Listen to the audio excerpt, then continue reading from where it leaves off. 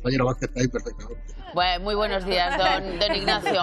El Ministerio de Justicia les ha convocado a todas digo que el Ministerio ha convocado a todas las asociaciones a una reunión. Parece ser que hay división de opiniones y que hay dos asociaciones, ustedes que son lo mayoritario y la Asociación Judicial Francisco de Vitoria, que han decidido no asistir o sí van a asistir. ¿Cómo está la cosa? Yo me remito al comunicado que emitimos las dos asociaciones de forma conjunta este fin de semana. Evidentemente, ante una reforma de este calado, ante una situación planteada de forma prácticamente sorpresiva, ¿no? Porque se planteó sin un debate previo, sin una presentación o una, que no es necesario, pero que es habitual, una cuestión de cortesía, o una consulta a la sociedad, no tiene sentido hablar de problemas accesorios como la modernización de la justicia, como la evolución que están teniendo determinadas actividades del Ministerio, como las líneas que se van a seguir, ante una cuestión de calado que a nuestro juicio afecta directamente a la independencia judicial, y no interpretado desde un sentido corporativo, sino desde un sentido esencial, que es el de la defensa de los derechos y libertades de los ciudadanos a los que se consagra nuestra tarea.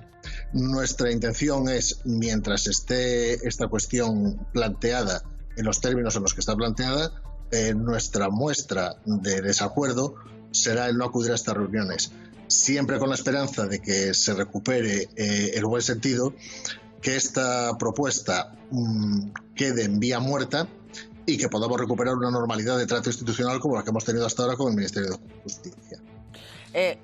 ¿Ustedes son de los que creen que esta medida que propone el Gobierno es inconstitucional? Hombre, para eso está el Tribunal Constitucional, para decidirlo en su caso. Pero hay una cosa evidente. ¿Por qué se habla de 3/5 en el artículo 122 de la Constitución? Porque el constituyente partió de la base de que los 12 representantes de los jueces y magistrados iban a ser elegidos por los jueces y magistrados. Y de ahí que estableciese en la Ley Orgánica de 1980 las reglas para esa votación. Reglas que se cambiaron en la Ley de 1985. Pero precisamente por eso el número de 3/5 viene establecido para la legislación parlamentaria. De ahí viene una primera interpretación a nuestro juicio equivocada.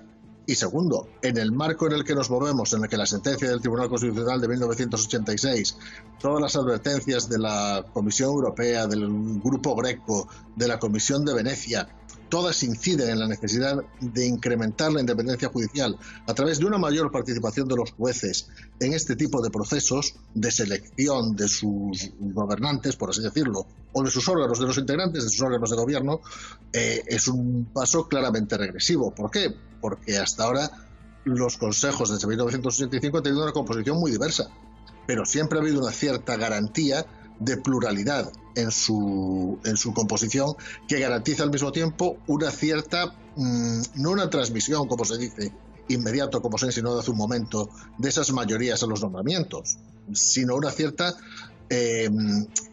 grado de acuerdo, de consenso en esos nombramientos que se produzcan, ¿no?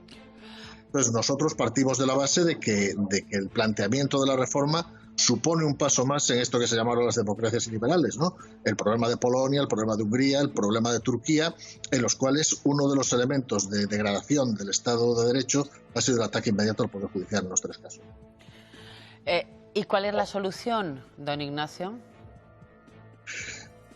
Hombre, la solución pasa, en primer lugar, desde nuestro punto de vista, porque esta propuesta caiga en el olvido. Es decir, que alguien decida que no es el mejor momento ni para cambiar unas reglas en mitad de un proceso de renovación, porque recordemos que el proceso de renovación fue iniciado ya en los términos judiciales y promovido por el propio Consejo del Poder Judicial en tiempo y forma, y que ha sido en el ámbito parlamentario el que no se ha llegado a producir este del proceso de renovación, ni parece tampoco conveniente hacer una modificación legal que suponga una menor garantía de la independencia judicial.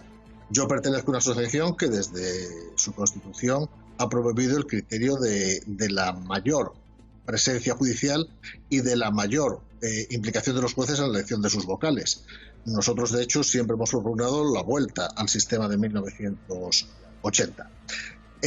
Si no podemos conseguir esa reimplantación del sistema constitucional de 1980, nosotros siempre propugnaremos que cualquier reforma que se haga sea para dar una mayor participación a los jueces y una mayor garantía para el pluralismo de la representación dentro de la carrera judicial, para una representación auténtica de los gobernados en sus órganos de gobierno, a fin de cuentas. Don Ignacio, le voy a pedir 20 segundos. Espera un segundo. Bueno. Sí.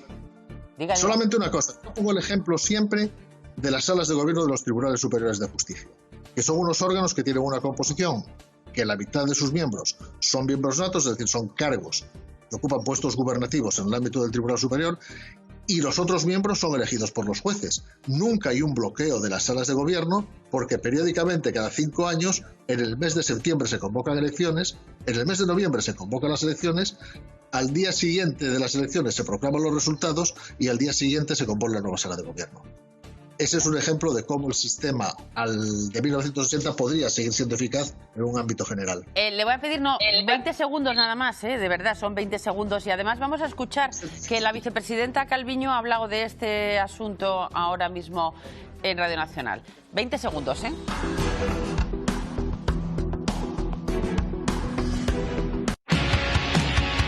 Vamos a escuchar también con Ignacio Picatoste, con el juez de la Asociación Profesional de Magistratura, lo que ha dicho la vicepresidenta tercera, Nadia Calviño. Sí, acabamos de escuchar sus palabras en Radio Nacional de España y viene a decir que los cambios legislativos que se proponen para el cambio del gobierno de los jueces son absolutamente legítimos. Eso sí, lo suyo sería hacer un consenso, ha venido a decir. Vamos a escucharlo. Es responsabilidad de todos asegurarnos de que las instituciones funcionan bien. Lo que se están planteando son cambios legislativos que son perfectamente correctos en nuestro Estado de Derecho, pero yo creo que lo deseable sería, y lo que el Gobierno está intentando hacer desde el primer momento, lo deseable sería que hubiera un diálogo con el principal partido de la oposición para que se llegue a una renovación acordada, normal, consensuada de un órgano tan importante como el que rige el funcionamiento de las elecciones de los jueces. Don Ignacio Picatoste, estos cambios legislativos, dice la vicepresidenta, son perfectamente correctos. Y luego hay una segunda parte, que es lo que parece que todos entendemos, que esto de alguna manera es una propuesta del Gobierno para presionar al PP a una negociación. Yo supongo que un ministro del Gobierno de España, aunque no haya sido el que haya promovido esta iniciativa legislativa, que ha sido solamente parlamentaria por los grupos parlamentarios, tiene que actuar convencido de su legitimidad. Si no, nos moveríamos en un mundo en el que me resulta muy difícil creer que se pueda desarrollar una labor de gobierno con cierta normalidad. Evidentemente, si el gobierno lo plantea en estos términos, debe ser porque cree que le existe la razón y la legitimidad plena para hacerlo y que es la medida adecuada para solucionar esta situación. En cuanto a lo que sea una cuestión de presión, yo vuelvo a decirle lo mismo. Eso es una cuestión que en este momento está radicada en su solución en el Parlamento. Son los grupos parlamentarios dentro del juego político los que tienen que hacer o no un balance de cuál ha sido su actitud y trabajar en un sentido o en otro. Desde luego, desde nuestro punto de vista, y lo volvemos a decir, los deberes están hechos.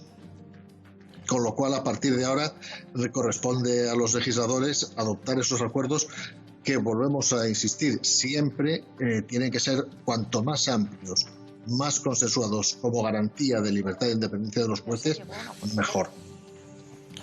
¿Cree que Bruselas puede dar el visto bueno a esta reforma? Porque ahora Sánchez dice que cuando yo lo explique que lo van a entender. No dudo que todo pueda ser explicado, pero hay un ejemplo paralelo a esto en el caso de Polonia. Y el caso de Polonia ha sido taxativo. Es decir, yo tengo un cierto conocimiento por relación directa con los jueces polacos de la problemática que sufrieron y, bueno, la situación es paralela y la situación de Polonia sabemos cuál es en este momento en cuanto a su poder judicial. ¿Y puede afectar a los fondos que nos tienen que dar Bruselas? No lo sé. Supongo que por lo que sé de los medios de comunicación hay una condicionalidad básica y a partir de ahí será la Unión Europea la que tenga que decidirlo. Desde luego, en el marco comunitario, cualquier paso que se interprete como una restricción de derechos y libertades tiene consecuencias en decisiones ulteriores que se adopten. Claro. Señor Picatoste, hay 4 asociaciones judiciales, la suya, que es la mayoritaria, la Francisco de Vitoria, que es la siguiente, Jueces para la Democracia, y la otra, que es Justicia... Foro Judicial Independiente. Ustedes que no van a ir, tanto la Asociación Profesional de Magistratura como la Francisco de Vitoria, ¿qué porcentaje de jueces representan en asociaciones?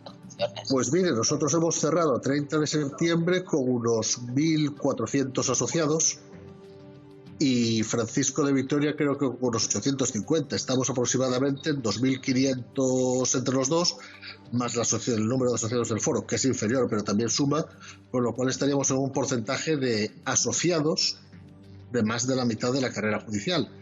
Y después, si extrapolamos este número de asociados a los resultados de elecciones a sala de gobierno, estaríamos frisando el 80 o el 90% de la carrera en cuanto a representatividad.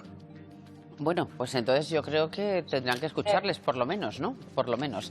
Don Ignacio Picatoste, muchísimas gracias por atendernos esta mañana y esperemos que esto quede en nada y que ya empiecen de verdad a desbloquearse las cosas y hacerlo con sentido común, ¿no? No con imposiciones y sobre todo con regresión en el Estado de Derecho, que sería algo inadmisible en nuestro país. Un saludo. Muchas gracias. Muchas gracias, Ana. Buenos días.